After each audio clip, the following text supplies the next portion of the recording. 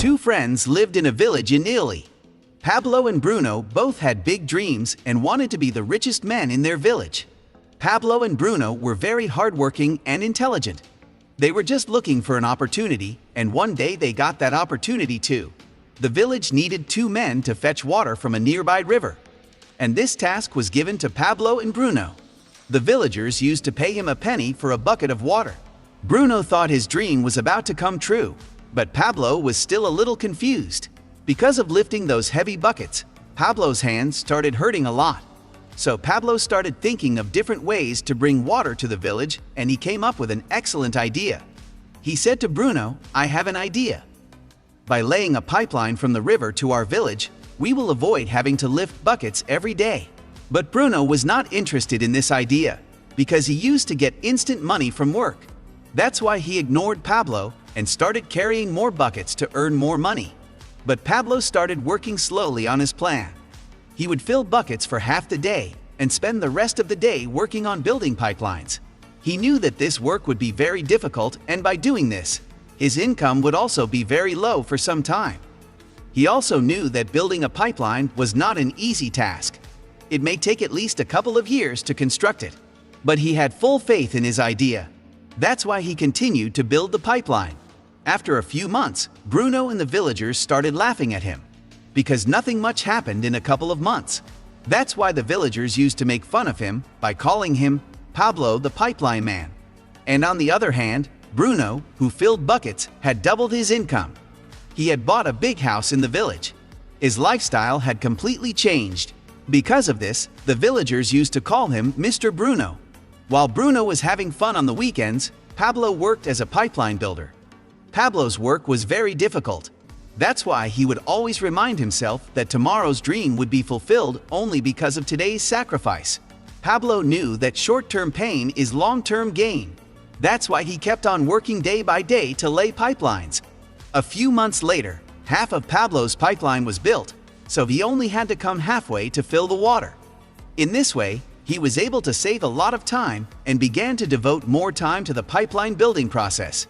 After a few months, Bruno realized that his body was completely exhausted from lifting such huge buckets every day. Now he could not fetch as much water as before, due to which he became very upset, and people started calling him Bruno the Bucket Man. And like this, the months passed. But Pablo continued working on his pipeline, and within a few years he completed the pipeline. Now, instead of carrying buckets, Pablo used to give 24/7 fresh water to the villagers from the pipeline, which led to Pablo earning much more than before. Now the situation had become such that even if Pablo did not work, that is, if he was sleeping, having fun, or roaming around, he still earned money. On the other hand, Bruno the Bucket Man was unemployed because of Pablo's pipeline, and the villagers got as much water as they wanted from Pablo's pipeline. Now think carefully. Are you a bucket carrier or a pipeline builder? You have to get to work every day like Bruno the Bucket Man to make money, or like Pablo the Pipeline Man, to work very hard for a while so you get paid while you are sleeping. In this bucket-carrying world, we are taught that if you want to earn more money, you have to work harder. More buckets will have to be lifted. You have to trade more and more of your time, which is not true. The author says that if you want to look rich, spend whatever income you have and you will look rich. But if you want to get financial freedom by accumulating wealth, then you need to start saving your money. Because wealth is money that is never spent. You cannot tell by looking at someone whether they are wealthy or not, because wealth is hidden. Whether you are interested or not, health and wealth affect your life in some way. Talking about health today, science has made a lot of progress. Scientific studies have started to reveal how the human body works. We have doctors to tell us the solutions to health problems, but we do not know whose advice should be taken regarding wealth problems. People don't even know how money works.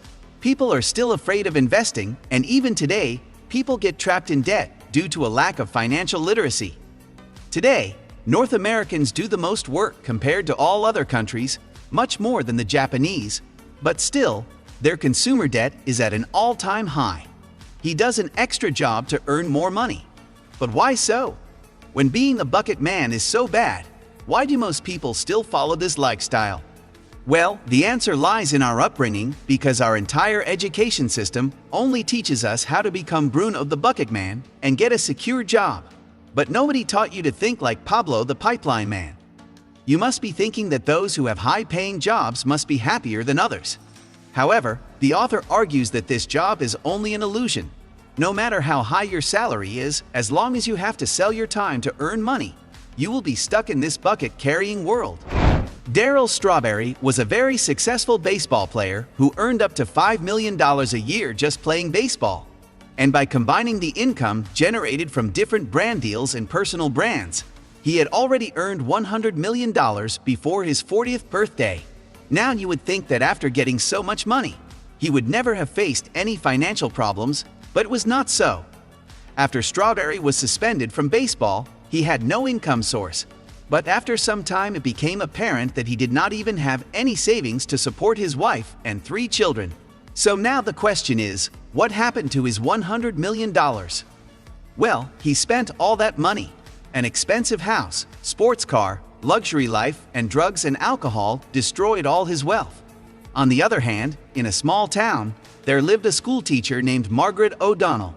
She had been teaching in the same school for the last 50 years, where her salary was just a few $100. But when she died at the age of 100, it was found that his net worth was almost $2 million. Now you must be wondering how this could be possible.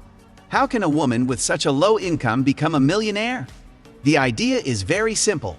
Margaret may have been carrying small buckets in her low-paying job, but at the same time, she was consistently investing a small amount of her income every month in stocks, thereby building a long-term pipeline of her own.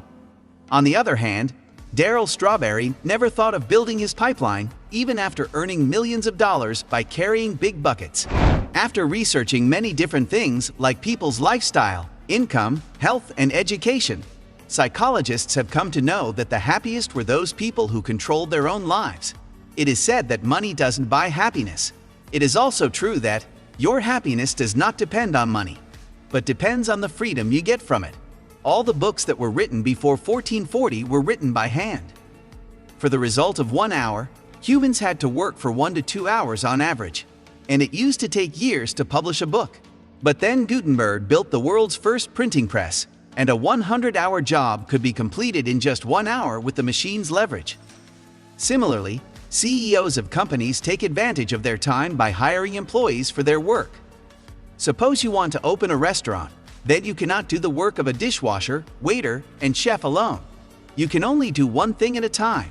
However, when you hire employees, you are taking advantage of their time, which means that you are doing many things at the same time. Today, we have the best leverage tool, which is the internet. Today, to build a pipeline, you do not need to bring water from the river. You can build your pipeline with the help of the internet by working whenever you want while sitting at home. Here you can create content and convey your message to millions of people. Now you can build an online store that will be open 24/7 without your involvement. The customer can buy your products anytime by visiting your website. This author calls it the e-pipeline, which is the most effective pipeline of the 21st century. Now, whether you are sleeping or on vacation, this lifeline will continue to generate money for you. Now, believe it or not, the internet is the most reliable pipeline in the 21st century. If you want to know the 3 important rules of investing which are taken from Rich Dad's Guide to Investing book, then you can watch this video. Thanks for watching, and learn with FinanceEver.